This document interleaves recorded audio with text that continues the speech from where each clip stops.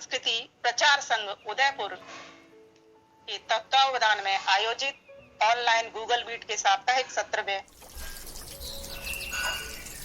बहुत ही सुंदर मंच का संचालन कर रहे, कार्यक्रम का संयोजन कर रहे बड़े भाई आदरणीय श्री अवनीश मैत्री जी,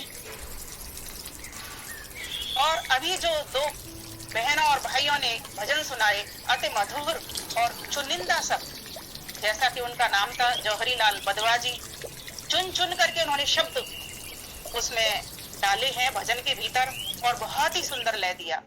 और बहन प्रतिभा सपरा जी, जिनको कि मैं सुबह आज अनिल आर्य जी की मीटिंग में भी सुन रही थी, बहुत ही सुंदर उन्होंने आचार विचार और व्यवहार की बात की। वास्तव में यह जो एक अभी इन्होंने शब्द बोला था बधवा जी ने, तपोवन बना ले तू, वाह, मेरे दिल को छू गया ये शब्द। और शायद मैं आज संध्या से समाधि की ओर तपोवन बना करके ही उस परमेश्वर से जुड़ती हूँ और आपको भी अपने साथ जोड़ती हुई आगे बढ़ती हूँ और अपनी बात को कहने का साहस रखती हूँ। आप सभी बहन भाइयों को जहां जहां तक मेरी आवाज पहुंच रही है, सभी आदरणीय स्नेहिल बहनों भाइयों को श्रद्धा भक्ति प्रेम से ओतप्रोत धर्म प्रेमी सज्जनों को, माताओं को, बहनों को और बच्चों को, जो आज इस कार्यक्रम में जुड़े, सभी को हार्दिक नमन, वंदन और अभिनंदन करती हूँ। बहुत ही सुंदर कार्यक्रम भाई अवनीश जी कर रहे हैं जुलाई से, जैसा कि इन्होंने अभी बताया, और मेरे बारे में तो बहुत ही अतिशयोक्ति वचन इन्होंने कह दिए हैं। मैं तो एक सामान्य सी गृहिणी महिला हूँ और जो कुछ मैंने अपने पूर्वजों से, गुरुजनों से, सदग्रंथों से सीखा है, लिया है, वही बात मैं अपने शैली में, अपनी भाषा में, टूटी फूटी वाणी में, ब्रज की बोली में और आपके समक्ष प्रस्तुत कर रही हूँ। आशा है कुछ जो कहूंगी अच्छी बात होगी, वो तो मेरे पूर्वजों की, गुरुजनों की और शास्त्रों की और ईश्वर की होगी, और जो कुछ भी मेरे मुख से निकलेगा, जो भी तुम्हें कम समझ में आए या कठिन वाणी पड़ती हो, वह सब मेरी होगी। इस प्रकार से मैं अपने विषय को प्रारंभ करती हूँ। विषय था हमारा संध्या से समाधि की ओर। सर्वप्रथम हम इस संध्या को ही समझें तो आगे समाधि की ओर बढ़ पाएंगे। संध्या कहते हैं सम्यक ध्यान को, और संध्या एक ऐसी संध्या में की जाती है, ऐसी संधि में की जाती है जो रात्रि व्यतीत होने पर प्रातः काल को जोड़ती है और सायंकाल दोपहर व्यतीत होने पर, दिन के व्यतीत होने पर सायंकाल से जोड़ती है। अर्थात ऐसा सम्यक उस परमात्मा का ध्यान जिसमें कि हम सभी उस परमेश्वर के साथ में जुड़ते हैं।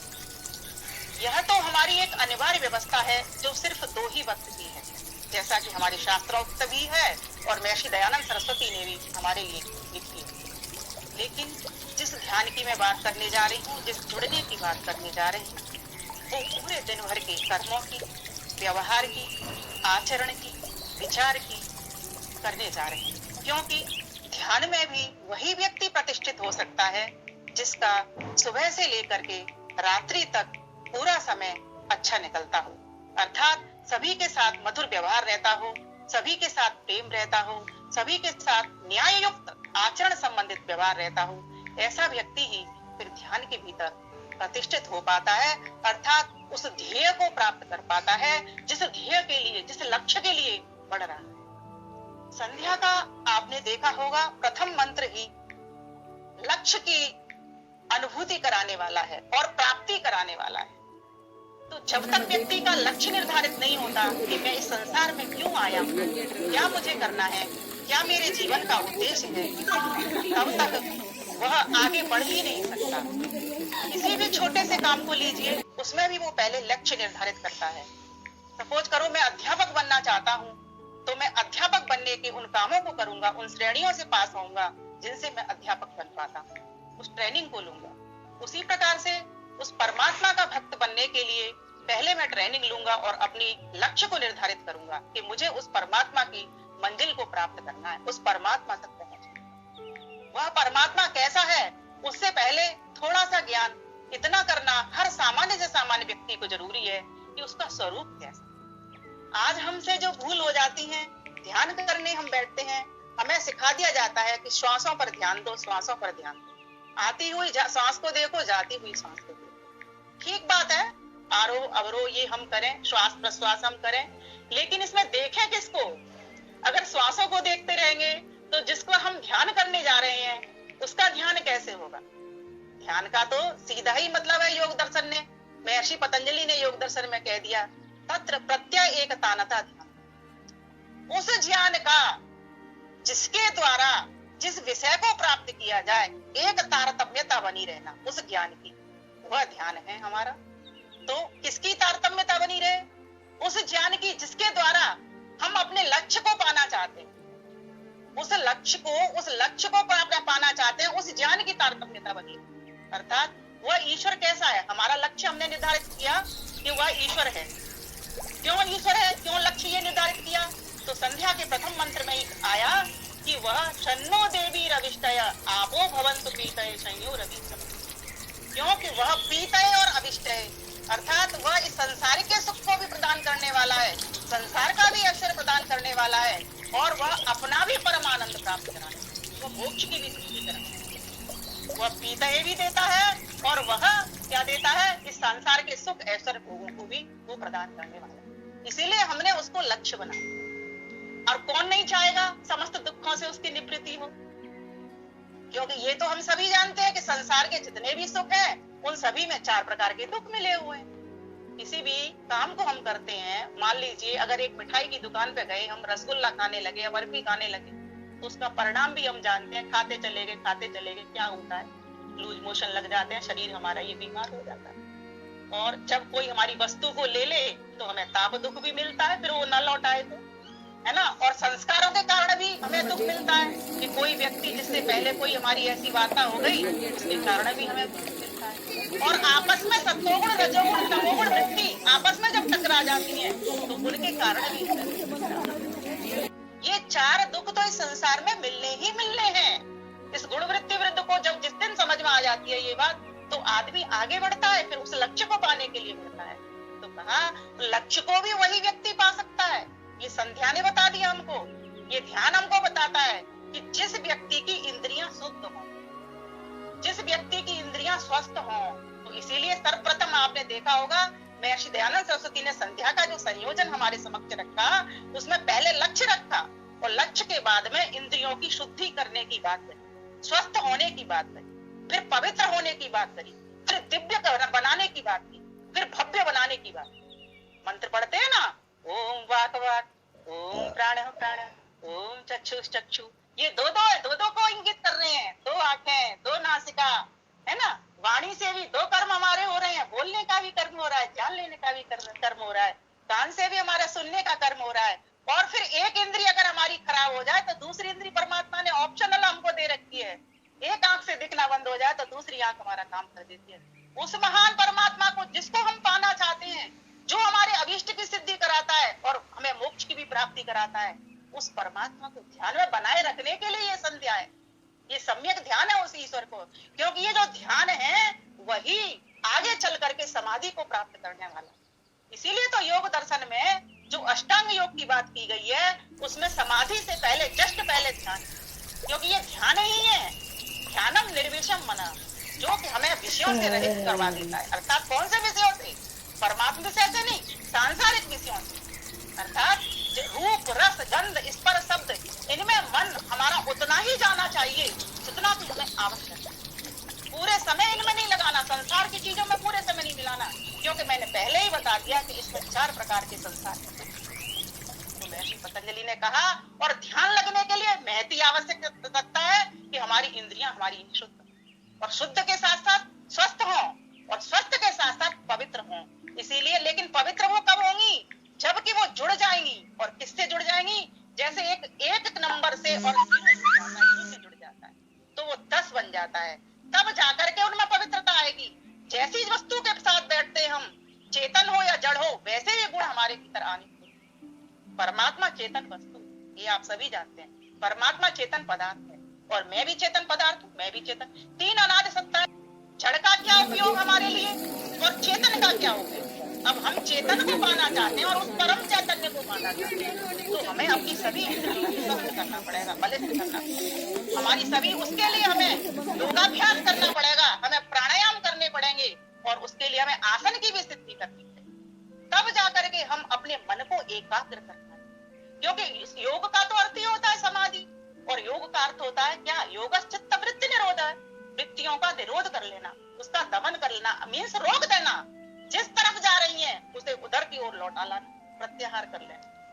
अर्थात उस परमपिता परमेश्वर को जिसके कारण ये संसार बना हुआ है सारा, उस संसार पति की ओर ध्यान को लगा देना, उससे उसको जोड़ देना। हम संध्या करते हैं ना, प्राणायाम करते हैं, और प्राणायाम में 7 व्याहृतियों को बोलते हैं। भू भुवः स्वः महः जनः तपः सत्यम, बोलते हैं ना 7 व्याहृतियां। ये उस परमात्मा के ही गुण कर्म स्वभाव है। वो परमात्मा प्राणों का प्राण है। इसीलिए जब गायत्री मंत्र पढ़ते हैं तो 3 व्याहृतियां जो मुख्य व्याहृतियां हैं, उन व्याहृतियों का काम करते हैं। व्याहृतियों का अर्थ होता है जो विश्व विराट का दर्शन कराने वाली है, इस सारे संपूर्ण विश्व में उस परमपिता परमेश्वर की अनुभूति कराने वाली, उसका दर्शन कराने वाली है कि वो परमपिता परमेश्वर कैसा है। अगर हम अपने सत्शास्त्रों के पास बैठे, अगर हम अपने विद्वानों के पास बैठे, अगर हम ज्ञानी जनों के पास बैठे, अगर हम उस परमेश्वर की स्वयं वाणी के पास बैठे, वेद के पास बैठे, तो हमको उस परमात्मा की अनुभूति, उसकी अनुभूति होती कैसे, उसका ध्यान होता कैसे है? जब हम लक्ष्य को पाने के लिए आगे बढ़ रहे हैं तो संसार की रचना को देखो, कैसी कैसी कतरन बना दी, कैसे कैसे वृक्ष बना दिए, कैसे कैसे फल बना दिए, कैसे कैसे पौधे बना दिए, और कैसे ये हमारे शरीर का गठन किया। ऐसा कौन है? बिना बुद्धि के ये संसार नहीं बन सकता। ये संसार बना ही बुद्धि के कारण। दर्शन हमारे बताते हैं कि बुद्धि पूर्वक, विचार पूर्वक उस परमपिता परमेश्वर ने हमारे भले के लिए हमें ये मनुष्य की गाड़ी दी, और इस गाड़ी का सदुपयोग क्या है? उस परमपिता परमेश्वर से हम मेले की भीड़ में उस परमात्मा से खो गए। तो उसके लिए महर्षि दयानंद सरस्वती ने क्या किया? एक क्रमशः योजना हमारे लिए दे दी कि तुम ध्यान को किस प्रकार से, किस किस तरीके से, स्टेप बाय स्टेप, सीढ़ी दर सीढ़ी किस तरह से बढ़ सकते।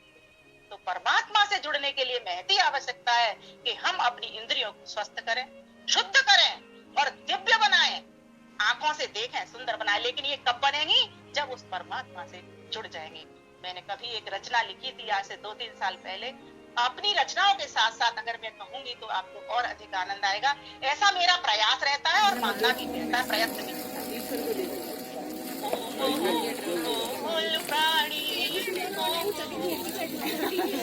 ओम के सिवा ना जग में कोई तेरा ओम ओम बोल प्राणी, ओम ओम। दिव्यता लाने के लिए, पवित्रता लाने के लिए उस परमपिता परमेश्वर से जुड़ जाना है। जुड़िए उससे। ओम से बना ये जग, ओम में ही जा रहा, ओम में ही रह के सब ओम से ही पा रहा। भूल मत झुला रहा जो भूल मत झुला रहा जो छोटे दे के गोद। ओम ओम बोल प्राणी, ओम ओम बोल। अपने आप को जोड़िए परमात्मा से। कैसे जोड़िए? जैसे एक बैग में पूरा सामान बंद कर दिया जाता है और उसे ऊपर से बंद कर दिया जाता है, बैंड कर दिया जाता है, उस प्रकार से आप चारों ओर उसकी अनुभूति करिए। वो सर्वरक्षक परमात्मा सब ओर से, दाएं भी, आगे भी, बाएं भी, पीछे भी, सभी दिशाओं में, 10 दिशाओं में मेरे साथ है, ऊपर भी है। अमृतोपस्तरणमसि, अमृता विधानमसि, और मैं सत्यम यशः श्रीर्मयस्यतां सदा, अर्थात उसकी गोद में सुरक्षित रहूं। इस प्रकार से उस परमात्मा का बोध करिए। ये संध्या हमको सिखाती है, ये ध्येय हमको सिखाता है, उसकी अनुभूति कराता है। संध्या क्या है? एक सम्यक क्रिया, एक सम्यक ध्यान की ऐसी क्रिया जिसके कारण उस ध्येय परमात्मा को ध्याता प्राप्त करता है। यही तो ध्यान है। और उसका समान एक रस बना रहना, तभी तो हम समाधि में पहुंचे। समाधि क्या है? समाधि क्या है? तद एव अर्थ मात्र निर्वाकम स्वरूप शून्यमेव समाधि, अर्थात अपने स्वरूप को जैसे खो जाना। जैसे एक बालक अपनी माता से बिछुड़ गया है, रो रहा है, नाक लटक रही है, कपड़ों के ऊपर गिर रहे हैं आंसू, उसको अपने शरीर का कोई होश नहीं है, बस उसके धुन में एक ही लगन है कि मुझे मेरी माता के पास, उस जगत जननी माँ के पास मुझे पहुंचना है, ऐसा मैं अध्यात्म के रूप में सोच सकती हूँ, इस पद से जुड़ सकती हूँ। जैसे बालक जब तक माँ नहीं मिल जाती तब तक वो रोता रहता है, तब तक वो परेशान होता रहता है, और जैसे ही उसकी माँ मिल जाती है वो भूल जाता है सारी दुनिया और अपनी गोद में, माँ की गोद में चुपचाप होकर के उसके अमृत का पान करता है, उसके स्तनों को पीना शुरू कर देता है। सारी चिंता गायब, सारा रोना गायब, सारे कर्म गायब उसके। अब कोई कर्म नहीं रहता, क्यों? तो उसको अपने प्रयोजन की सिद्धि तक, उस लक्ष्य को पाने के लिए उस लक्ष्य का स्वरूप तो जानना ही पड़ेगा। योग दर्शन ने कह दिया, क्लेश कर्म विपाका सही अपराधिक, जैसा जीव है वैसा वो परमेश्वर नहीं है। अर्थात जीवात्मा कैसा है? अल्पज्ञ है, बहुत कम जानने वाला है, एक देश में रहने वाला। लेकिन परमेश्वर कैसा है? सर्वज्ञ है, सर्वदेशीय है, सर्वव्यापक है और सर्वांतर्यामी भी है। हर एक को जानता है, हर एक के बारे में पता है। जैसे माँ को अपने बालक की सीमा के बारे में पता होता है कि मेरा बालक यहाँ भी जा सकता है, मेरा बालक यहाँ भी जा सकता है, ऐसे स्वरूप वाला है। उसको कोई क्लेश नहीं है, वो समस्त दुखों से रहित है, कोई वासना नहीं, कोई संस्कार उसके नहीं। ये सारा संसार उसने हमारे लिए बनाया है। वो जो कर्म करता है वो तो कैसा है? वो तो अकाम है, उसको अपने लिए कोई कामना नहीं, वो निष्काम कर्म किए चला जा रहा है, किए चला जा रहा है। और ध्यान देनो भाइयों बहनों, तुम लोग जो भगवान को सुलाते हो, न भगवान कभी सोता न जागता, 24 घंटे एक क्षण भी वो विश्राम नहीं करता। और अगर हम उसके पुत्र कहलाना चाहते हैं, पुत्रियां कहलाना चाहते हैं, उस परमात्मा से जुड़ना चाहते हैं, तो एक क्षण भी विश्राम करो। और एक क्षण भी, मैं सभी को कहती हूँ, अपना हर क्षण उस परमात्मा की अनुभूति करते हुए, उसकी कृपा का हाथ अपने सिर पर रखते हुए, उसके कामों को अपने हाथ में ले। ध्यान वही व्यक्ति कर सकता है जिसका जीवन शुद्ध है, सत्य बोलता है, वाणी में उसकी वाणी में उसमें मधुरता है, सबसे प्रेम करने वाला है, सबके भीतर एक आत्मवत सर्वभूतेषु, सभी प्राणियों में एक आत्मा को देख। ऐसा व्यक्ति ही फिर जब वो प्राणायाम करता है तो संसार की कोई वस्तु उसके सामने नहीं आती, फिर तो बस परमात्मा ही। क्योंकि अब वो देख चुका है, वो जान चुका है कि वो जो परमात्मा जिसको अपने लिए कोई चाहत नहीं, वह परमात्मा मेरे साथ है, चारों ओर मैं उसके भीतर बैठा हुआ हूँ, उसके अमृत का पान कर रहा हूँ। तो वो उस परमात्मा से जुड़ करके बना रहता है। बालक कभी भी माँ के स्तन को छोड़ना नहीं, जब तक माँ उसके जबरदस्ती। ध्यान देना, इसी प्रकार से परमात्मा आपका हाथ नहीं छोड़ेगा। एक बात उसकी ओर खुली करके वो पूरे हाथ के साथ ध्यान करना है। उस पर ध्यान करने से पहले यम नियम का पालन करना कितना आवश्यक है। आज हम ध्यान तो करते हैं, श्वासों पर ध्यान देते हैं, हम सोचते हैं हम शांत हो गए, हम शांत नहीं हुए। जैसे ही दुख आता है, जैसे ही विपत्ति आती है, जैसे ही परेशानी आती है, जैसे ही कष्ट आता है, जैसे ही आंधी आती है, जैसे ही तूफान आता है, हम क्यों? क्योंकि हमको पता ही नहीं है ध्यान करना कैसे, किसका करना है, किस पोजीशन में रहना है, कैसा अपना जीवन, अपना दिन भर का व्यवहार बनाना है। तो ध्यान में हमारा मन टिकेगा ही। ध्यान करने के लिए तो यम नियम का पालन, अहिंसा में जीवन। अहिंसा का अर्थ ये मत समझना, अहिंसा मतलब न्याययुक्त कर्म करना।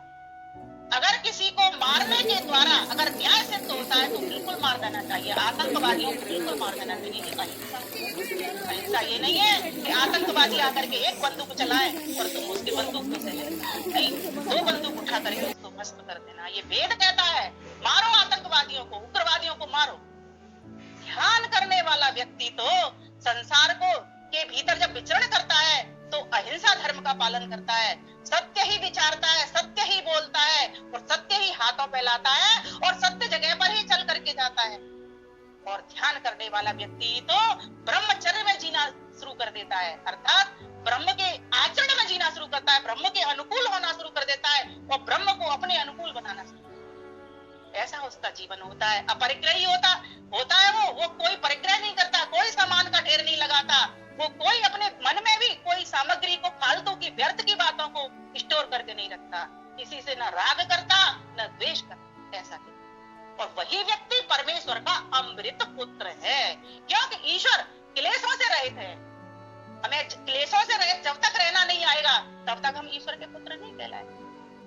हम सकाम कर्म से जब तक छुट्टी नहीं लेंगे, निष्काम कर्म नहीं करेंगे, तब तक हम ईश्वर के पुत्र नहीं कहलाएंगे। तब तक ईश्वर का ध्यान टिक ही नहीं सकता, क्योंकि संसार की कामनाओं में मन चलता जाता है। शांति की इच्छा है तो इच्छाओं को शांत करना, ये जो बाहर दौड़ती हमारी निगाह है, ये बाहर जाती ये हमारे कान है, ये बाहर जाते हमारी चीज इंद्रियां हैं, इनको है सखा तेरा उसे मन टिका के दे, अंतःकरण में जान की ज्योति जला के दे। माना कि परमात्मा सर्वत्र है, लेकिन तू तो सर्वत्र नहीं है, तू तो एक देशी है।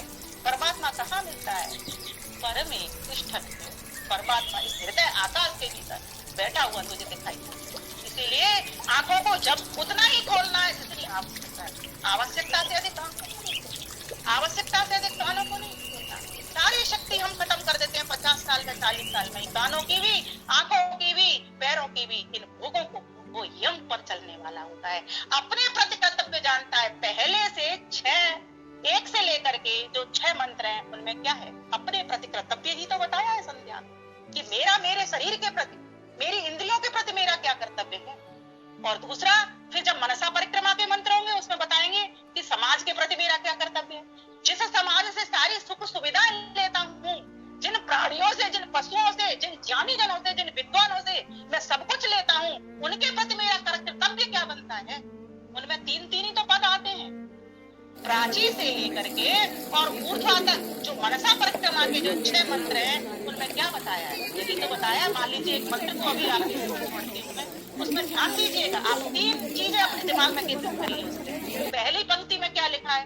ओम प्राची दिग्गग्निरधिपतिरसितो रक्षितादित्या ईशवः। यहाँ तक एक पंक्ति, ठीक है। यहाँ अधिपति भी है, रक्षक भी है, प्रेरक है, वह परम पिता परमेश्वर। संबोधन दिया है समझाने के लिए इस सूर्य शक्ति को, ठीक है। इसी प्रकार से सभी मंत्रों में देखते जाएंगे, सभी का एक स्वामी, एक रक्षक और प्रेरक।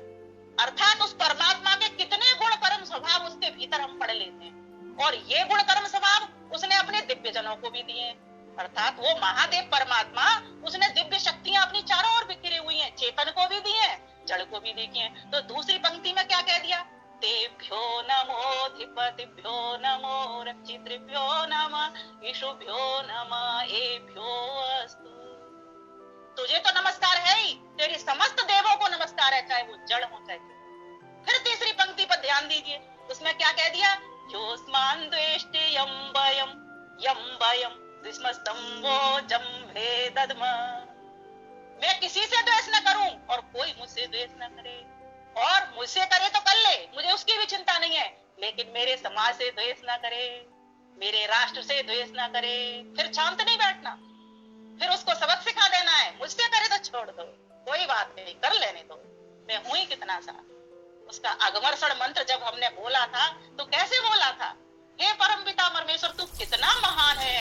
ये क्षण, घटी, मुहूर्त, दिवस, रात्रि सब तूने ही तो बनाई है, और आज नहीं बनाई, तू अनादिकाल से बनाता चला आ रहा है। यथा पूर्वम, तू पहले भी बनाता था ऐसी। मैं हूं ही कितना सा, मैं तो छोटा सा प्राणी। ऐसा भाव जब मन में आ जाता है, देखिए 3 बातें मैं सभी को कहा करती हूँ, प्रार्थी बनिए, पुरुषार्थी बनिए और परमार्थी बनिए। 3 काम जिसके जीवन में आ गए वो परमात्मा की समाधि तक हो जाता है। ध्यान दीजिए, कई लोग कहते हैं हम सन्यासी बनेंगे तभी परमात्मा को पाएंगे। नहीं, सन्यास मन में आना चाहिए। उसके लिए आवश्यक नहीं कि आप किसी जंगल में जाकर के बैठोगे, कोई भगवा वस्त्र ही पहनोगे, आवश्यक नहीं। ये तो वैराग्य की बात है। उन पूज्य जन सन्यासियों को भी मैं नमन करती हूँ जिन्होंने अपना तप का, त्याग का मार्ग अपनाया है। लेकिन उन गृहस्थियों को भी मैं नमन करती हूँ उनसे अधिक, कि जिन्होंने गृहस्थ में रहते हुए भी तप और त्याग और संयम का जीवन, एक अपने जीवन में संतुलन बिठाया है। ऐसे तपस्वी, त्यागी और संयमी गृहस्थियों को भी मैं नमन करती हूँ कि गृहस्थ के भी वो सारे काम कर रहे हैं, लेकिन ध्यान उनका परमात्मा के काम, जो भी काम करते हैं, जहां भी उठते हैं, जहां भी जाते हैं, जिससे भी वार्तालाप करते हैं, सिर्फ एक परमात्मा को सामने करते हैं। तो पाप कर्म होता ही नहीं। पाप कर्म कब होता है? जब हम एक से जुड़ते हैं। रिश्ते नाते दुनियादारी थोड़े दिन की बात है, 4 दिन की चांदनी है, फिर अंधेरी रात है। 4 दिन की चांदनी में हो न डावाडोल, ओ बोल प्राणी, ओ जान के ये बात सच्ची, जिंदगी बिताए कमल कमल धवल होके ओम ओम गाए जा, सौंप करके डोर उसको सौंप करके डोर उसको मस्त होके डोर। तो इस प्रकार से मनसा परिक्रमा के मंत्रों को पूर्ण करते हुए हम फिर उपस्थान मंत्र की ओर बढ़ते हैं, क्योंकि अभी हमारे उपासना स्टार्ट ही नहीं हुई है, समझना। उपासना से पहले उपस्थान है। उपासना में तो परमात्मा में निमग्न हो जाएंगे, बालक जैसे माँ की गोद में निमग्न हो जाता है, माँ मिल जाती है।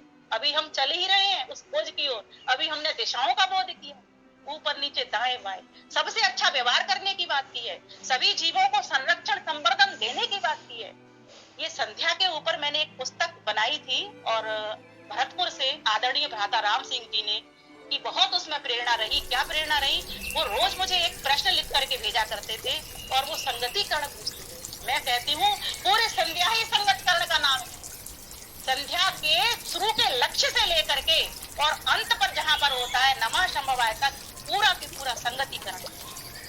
बिना संगति के तो परमात्मा से हम जुड़े ही नहीं सकते। उस प्रकार से कभी आप लोग अगर ले पाए तो कभी पुस्तक आपको वो दूंगी, विमल वैदिक दिनचर्या के नाम से वो पुस्तक है। उसमें संध्या के मंत्रों को अति सरल, बिल्कुल सरल भाषा में जिससे सामान्य लोगों तक पहुंच सके, ऐसा मैंने उसमें पुरुषार्थ और प्रयास थोड़ा थोड़ा किया है गुरुजनों के माध्यम से। तो मैं ये कहना चाह रही हूँ कि संध्या को करने वाला व्यक्ति, सम्यक ध्यान वही व्यक्ति कर सकता है, उसी के जीवन में हो सकता है जिसका जीवन निष्पाप। एक बहुत बढ़िया मैं सूत्र सभी को दिया करती हूँ। परमपिता परमेश्वर ने जो वेदवाणी के रूप में हमारे समक्ष रखा है कि जब मन के भीतर कोई वो विचार आ जाए, कोई पाप वासना आ जाए तो किस प्रकार से परोपे ही मनस्पाप किम संस्थानि संसति बनाने संचर। ये संध्या से करवाती है, ये संध्या हमें पाप वासनाओं की निवृत्ति करवाता है। जो संचित हमारे संस्कार जुड़े हुए हैं उन संस्कारों को हटवाता है, जो बुरे पाप वासनाओं के संस्कार हैं उनको हटवाता है। तो कहा तो क्या करो कि अगर जैसे ही अशुभ विचार आए उसको कहे तेरा मेरे पास कोई काम नहीं, मेरे पास तेरे लिए टाइम नहीं। जैसे हम लोगों से कह देते हैं, जबकि लोगों से हमें नहीं कहना चाहिए, लोगों को तो आदर देना चाहिए, सम्मान से कहना चाहिए। ये मन के पाप तू दूर हट जा, मैं तो परमात्मा के ध्यान में उपस्थित हो गया हूँ, तो बीच में मेरी बाधा बन करके क्यों आ गया है? मैं तो अपने घर में मग्न हूँ, अर्थात मैं इस हृदय घर में मग्न हूँ, मैं अपने देवता के साथ बैठा हुआ हूँ, उससे जुड़ा हूँ। तेरा बीच में क्या काम? तू क्यों आ गया? तू भाग जा। अगर तुझे ऐसी ही चिंता है तो वृक्षों से चिपट जा, वनों में चला जा, भाग जा, मेरे पास तेरा। उसके लिए कुंडी मत, और अगर कुंडी खोल दी तो इतना पुरुषार्थ रखिए, इतने साहसी बनिए कि उसको विचार को, इसलिए वही व्यक्ति जो अपरिग्रही जीवन जीता है वो विचारों को उतने ही मस्तिष्क में रखता है जितने की आवश्यकता कितने विचारों। सामान्य रूप से अपना भोग करें, जितना भोजन खाना, जितना पानी पीना, जितनी वार्तालाप करनी है, बाकी के बचे समय में ईश्वरीय काम ले लें हाथ, कोई ना कोई परमार्थ करें और रात्रि को एक बार आत्मनिरीक्षण आत्मचिंतन और करें, तब जाकर के संध्या होगी।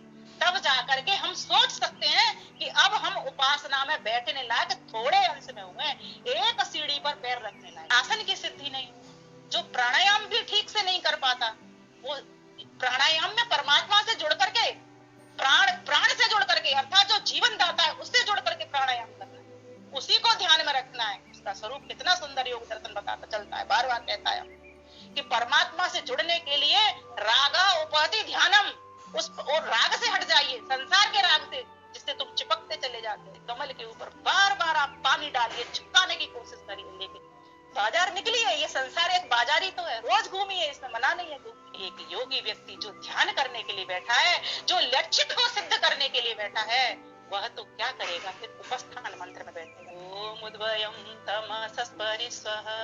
परमात्मा कैसा है? तमस से परे है।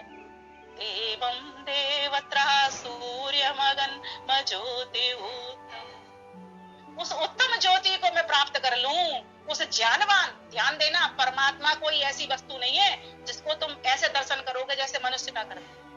परमात्मा का स्वरूप तो निराकार है, लेकिन उसकी सत्ता है, वह सत्य है, चेतन है और आनंद का भंडार, आनंद स्वरूप है, आनंद का प्रदाता है, आनंद से परिपूर्ण है, दुख नहीं।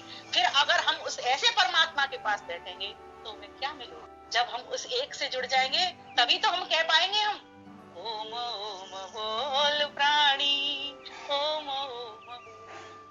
ओम कहने का मतलब ही, शब्द उच्चारण करने का मतलब के साथ ही अर्थ दिमाग में प्रतिष्ठित हो जाना चाहिए कि मैं उस सर्व रक्षक परमात्मा की, जो सब ओर से मेरी रक्षा कर रहा है, उसकी गोद में। इसके 9 अर्थ किए। मैं दयानंद सरस्वती के सत्याग्रह प्रकाश जब आप देखोगे, अकार उकार मकार, ये अभी मेरा विषय नहीं है, लंबा हो जाएगा, इसीलिए उन्होंने 9 अर्थ किए हैं। अग्नि भी उसको कहा है, विराट भी उसको कहा है, हिरण्यगर्भ भी कहा है, विष्णु भी उसको कहा है, तेजस भी उसको कहा है, आदित्य भी उसको कहा है, प्राच्य भी उसको कहा है। लेकिन कभी समय मिलेगा तो व्याख्या खोलेंगे अलग से। तो कहा गया उस परम पिता परमेश्वर का एक ओम के भीतर सारा संसार आ जाता है। सोचो, और एक संसार तक ही वो सीमित नहीं है, वो परमात्मा तो असीम है। यह एक पूरा ब्रह्मांड जिसकी हम कल्पना भी नहीं कर सकते। हम तो एक अपने स्वार्थ परिवार की कल्पना करने में ही अभी लगे, हमारे वैज्ञानिक उसी में लगे। वो इतना विशाल ब्रह्मांड उसने बना दिया, वो तो उसके एक पाद में है, मतलब एक अंश में है। 3 अंश तो उसके अमृत आनंद से और खाली भरे हुए पड़े हैं। ये यजुर्वेद का 31 परमात्मा का ध्यान करने के लिए बहुत पुरुषार्थ की आवश्यकता है, तभी जाकर के हम ध्यान के द्वारा उस लक्ष्य को प्राप्त करने में सफल करने बैठे हैं। ध्यान एक खोज है, ध्यान देना खोज, ऐसी खोज है वो जो कि हमें शब्द प्रमाण से तो मिल गई है, ऋषियों ने तो बता दी है। लेकिन अब कोई वस्तु अगर हमें मिल जाए तो हमको ये तो नहीं पता ना ये कैसे कैसे बनी है, क्या क्या इसका हुआ। तो ये प्रत्यक्ष दर्शन कौन कराएगा? ये प्रत्यक्ष अनुभूति वो परम पिता परमेश्वर अपनी कृपा से। तो उस परमात्मा की कृपा को करने के लिए उस वो ध्यान जो खोज बनता है, वही समाधि बनकर के प्राप्ति बनता है, समाधान बन जाता है। किसी भी समस्या को जब तक हम खोजते हैं तब तक कि उसका समाधान नहीं मिले। मान लीजिए घर में कोई चाबी खो जाए तो कब तक खोजते हैं? जब तक वो मिल नहीं जाए, सीधी सी बात है। कोई भी वस्तु है खो जाती है जब तक खोजते हैं उसको। लेकिन यहाँ तो बात यही है कि हमको यही नहीं पता कि वो परमात्मा हमसे कब खो गया, हम उससे कब बिछुड़ गए, हमको यही नहीं पता चल रहा है। तो तब फिर हमें शब्द प्रमाण का सहारा लेना पड़ता है कि ऋषियों ने हमें वो गंतव्य स्थान बता दिया। संध्या में उसके ध्यान से लाभ क्या क्या होंगे, अब तक नहीं आएगा, क्यों बैठे?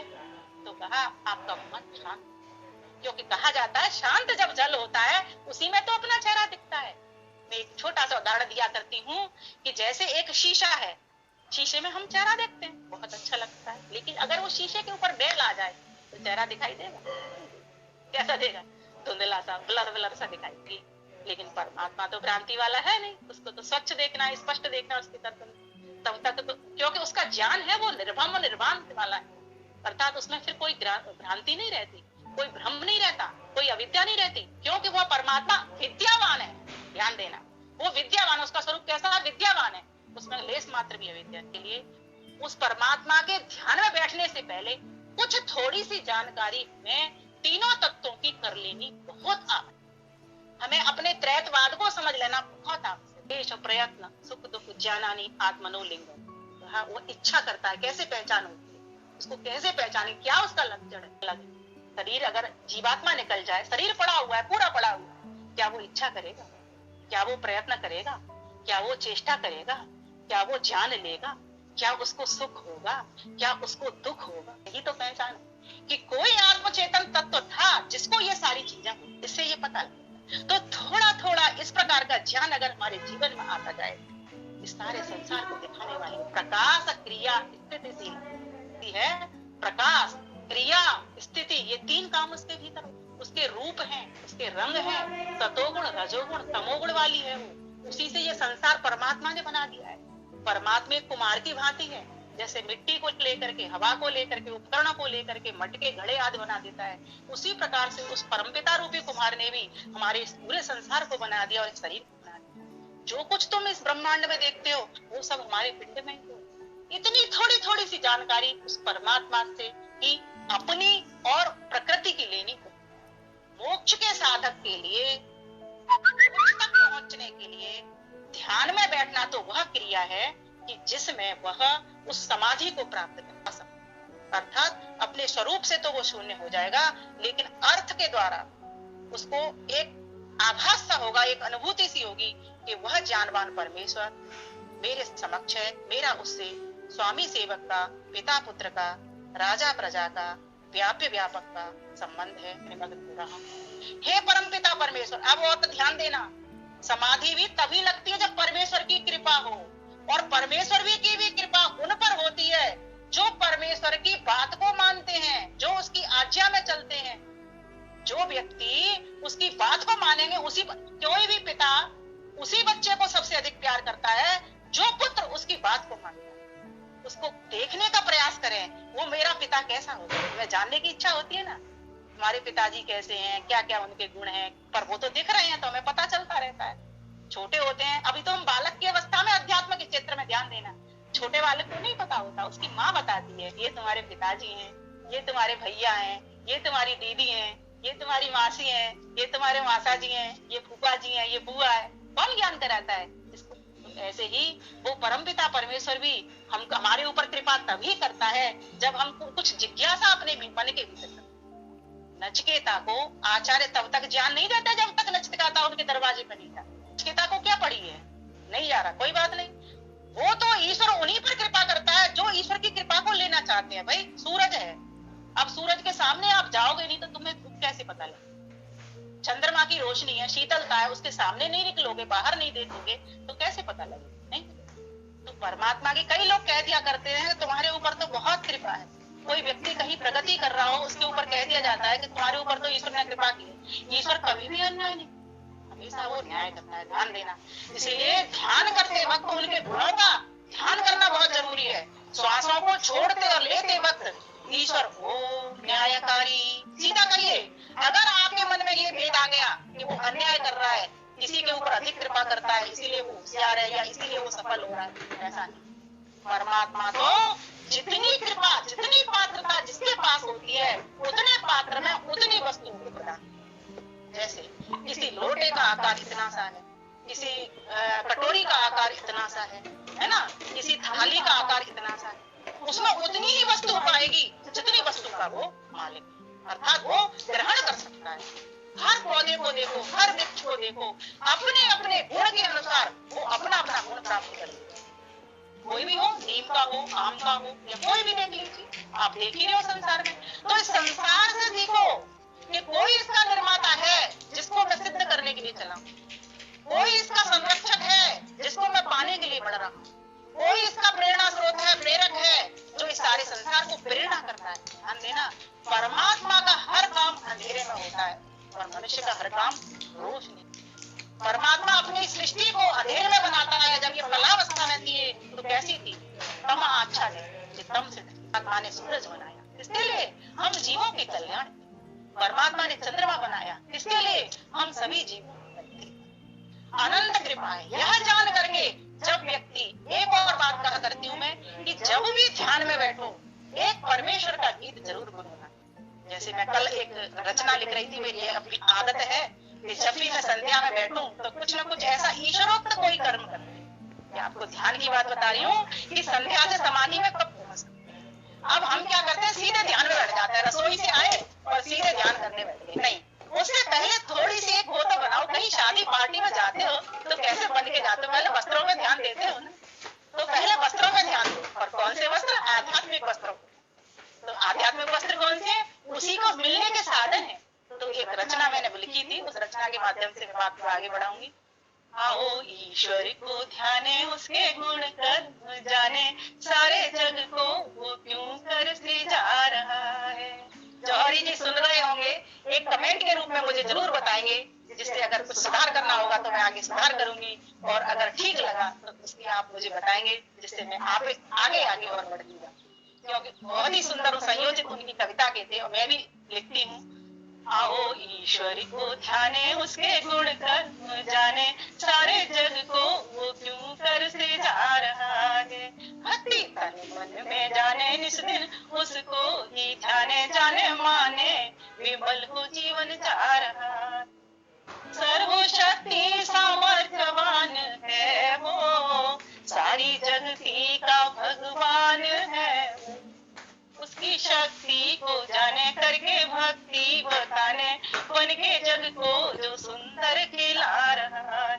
आओ ईश्वर को ध्याने, उसके गुण कर्म जाने, सारे जग को वो क्यों कर सृजा रहा है। सच्चिदानंद आनंद तन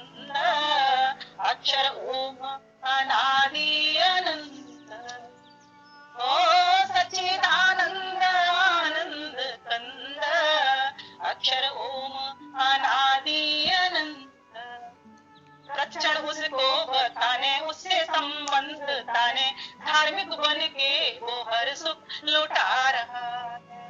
रतचरण उसको बखाने, उससे संबंध जाने, धार्मिक बन के वो हर सुख लौटा रहा।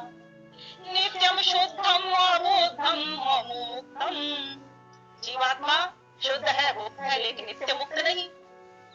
वह नित्य मुक्त नहीं है, वो मुक्त उसको होना पड़ता। उसी मुक्ति की ओर तो बढ़ने का प्रयास करा रही है प्रथम, जो समाधि तक पहुंचा दिया और समाधि के बाद में मोक्ष तक पहुंचा दिया, अर्थात समस्त दुखों से मुक्ति पहुंचा दी। सृष्टि करता भरता संहरता, ज्ञानदात्री कर्म फल का धरता।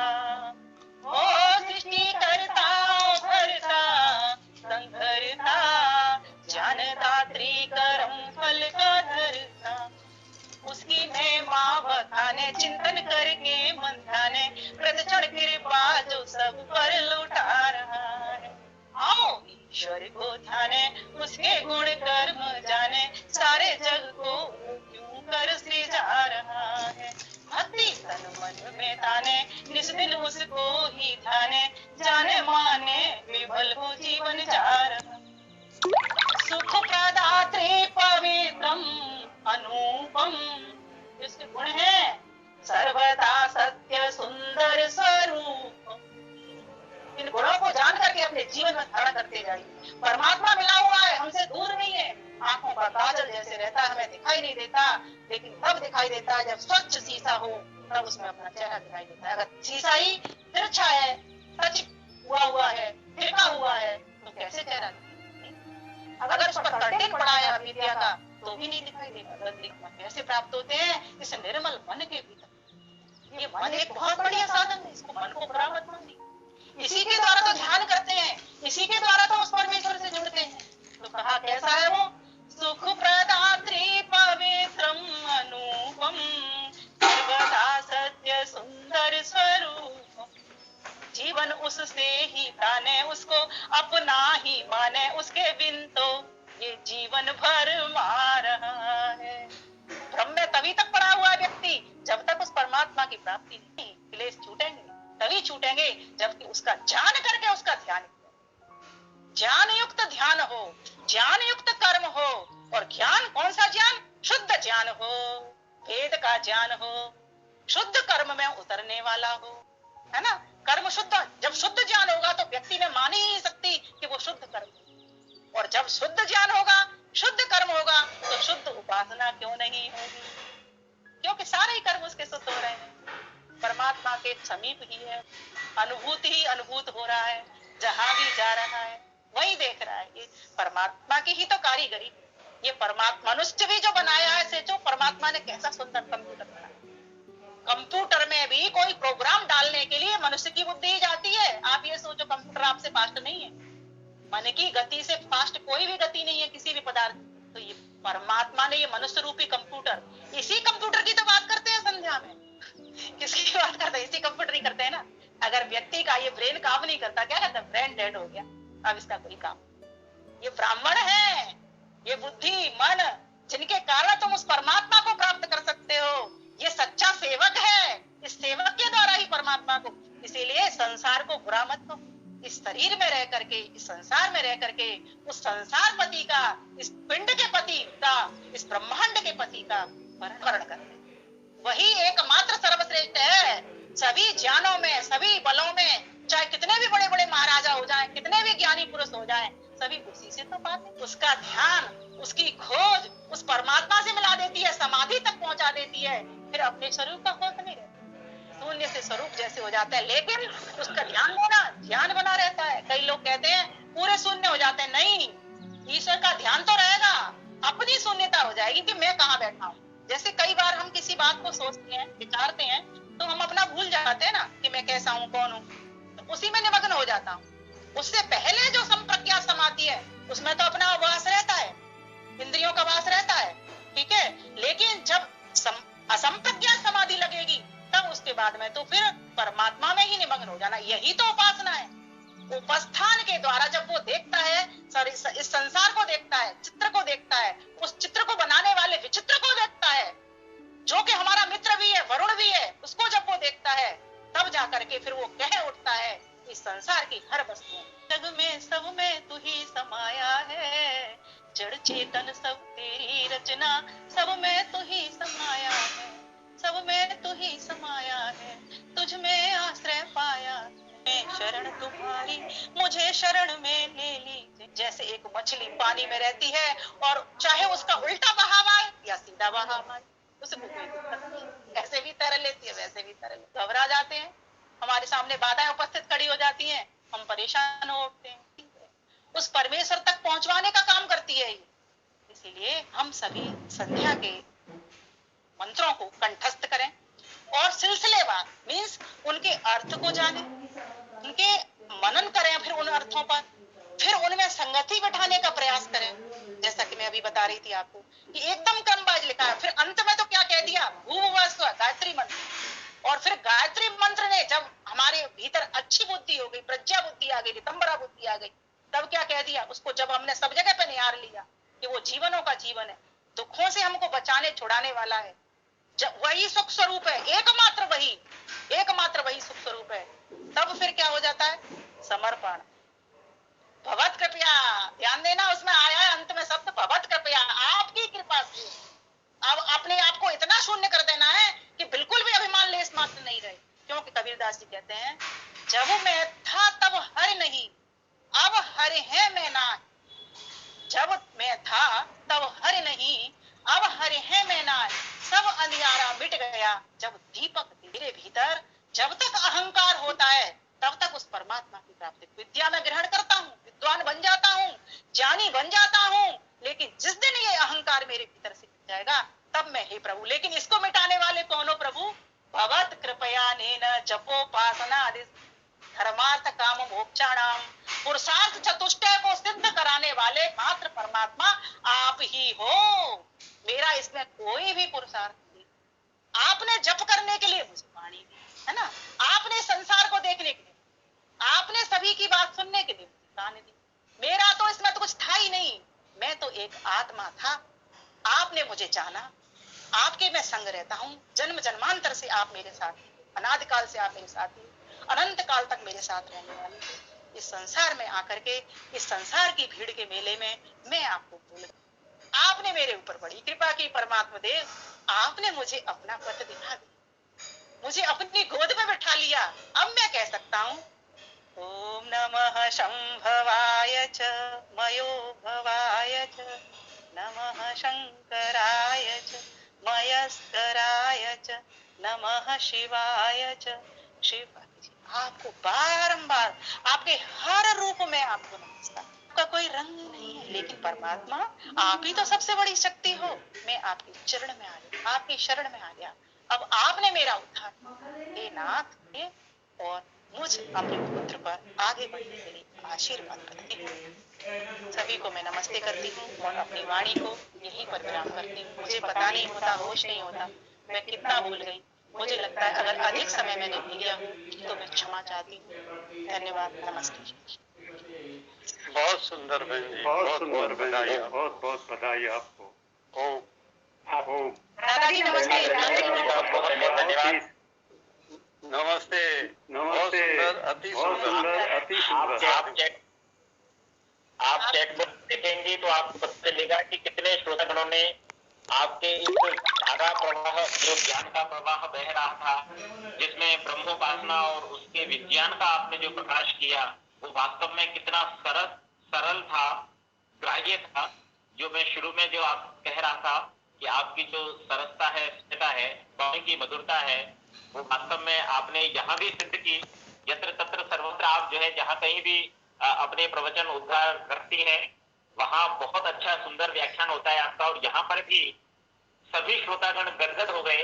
आप चैटबॉक्स देखिएगा, वैसे तो वो पॉपअप आता रहता है, तो सभी ने आपकी बहुत प्रशंसा की है।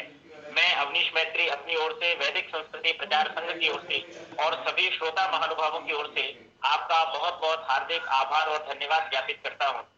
आपने इतने गूढ़ रहस्य को, ब्रह्मोपासना संध्या के इस रहस्य को, इस विज्ञान को बड़ी ही सुंदरता के साथ में किस प्रकार हम ईश्वर का सामिप्य प्राप्त कर सकें, उसके समीप पहुंचकर उसके आनंद को, उसके अखंड ज्ञान को प्राप्त कर सकें। और इतने जो व्यावहारिक छोटे छोटे से उदाहरण हैं, चाहे वो हमारे घर गृहस्थी के हैं, सामान्य जीवन के हैं, मैं क्या बताऊं, थोड़ा मजा आ गया और बहुत आनंद की बात है कि ब्रज की जो मधुरता है वो आपने पूरी की पूरी अपनी वाणी में आ गए भैया आ गया शब्दों जी इसकी मिठास है और शब्दों का बस यही खेल है। बहुत सुंदर अपनी जी, बहुत सुंदर। शब्दों का बस यही जी। तो आदरणीय बहन जी को बहुत बहुत भैया की धन्यवाद है जी, बिल्कुल।